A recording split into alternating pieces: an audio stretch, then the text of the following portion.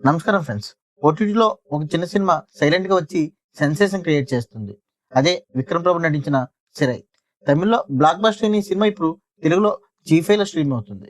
కేవలం 3,00,00,000 బడ్జెట్‌తో తెరకెక్కిన చిత్రం 30,00,00,000 పైగా వసూలు సాధించిందంటే ఇందులో విషయం ఏంటో మీకు అర్థమవుతుంది. మరి ఈ సినిమా కథ ఏంటి? అంతగా ఎందుకు ప్రేక్షకుల్ని ఏడిపిస్తుంది? Let's get into the review. కథ విషయానికొస్తే ఇది 2003లో జరిగే కథ. విక్రమ్ ప్రభు ఒక నిజాయితీ గల పోలీస్ హెడ్ కానిస్టేబుల్. ఒక హత్య కేసులో నిందితుడైన అబ్దుల్ రఫ్ అనే ఖైదీని జైలు నుండి కోర్టుకి తీసుకెళ్లే బాధ్యత విక్రమ్ ప్రభు మరియు మరో ఇద్దరు కానిస్టేబుల్‌కి అప్పగిస్తారు. అయితే జర్నీ మధ్యలో ఒక బస్ స్టాప్ దగ్గర జరిగిన చిన్న గొడవ వల్ల అబ్దుల్ ఉన్న బస్సు వెళ్ళిపోతుంది.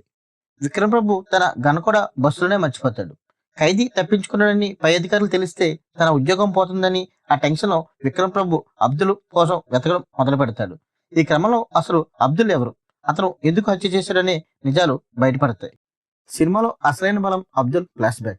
1990లో అబ్దుల్ ఒక పల్లెటూరులో తన తల్లితో కలిసి నివసిస్తూ ఒక చిన్న వీడియో సెంటర్ నడుపుతుంటాడు.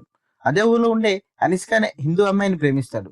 వీరిద్దరి ప్రేమ కథ చాలా సహజంగా, స్వచ్ఛంగా సాగుతుంది. కానీ ఆ ఊర్లో పాండే అనే ఒక దుర్మార్గుడు ఉంటాడు.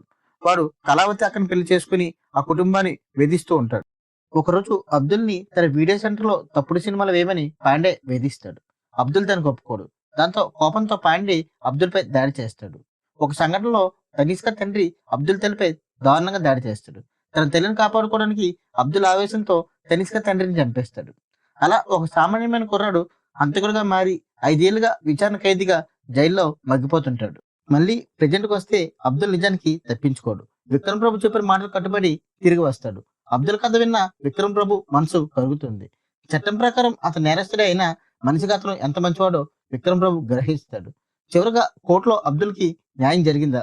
అతను తన ప్రేయసి తనిష్కని కలిసాడా? అనేదే మిగిలిన కథ. క్లైమాక్స్‌లో వచ్చే సీన్స్ ప్రతి ఒక్కరిని కంటతడి పెట్టిస్తాయి. ఈ సినిమాకు ప్లస్ పాయింట్స్. నటన.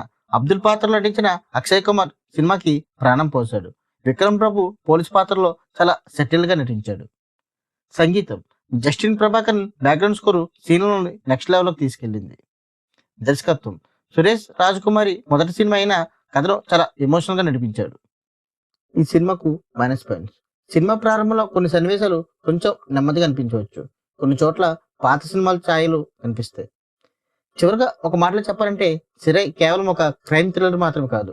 ఒక హార్ట్ టచింగ్ లవ్ స్టోరీ. మంచి ఎమోషన్ డ్రామా చూడాలనుకునే వారు అస్సలు మిస్ అవ్వకండి. ప్రస్తుతం ఈ సినిమా జీ5లో తెలుగులో అందుబాటులో ఉంది.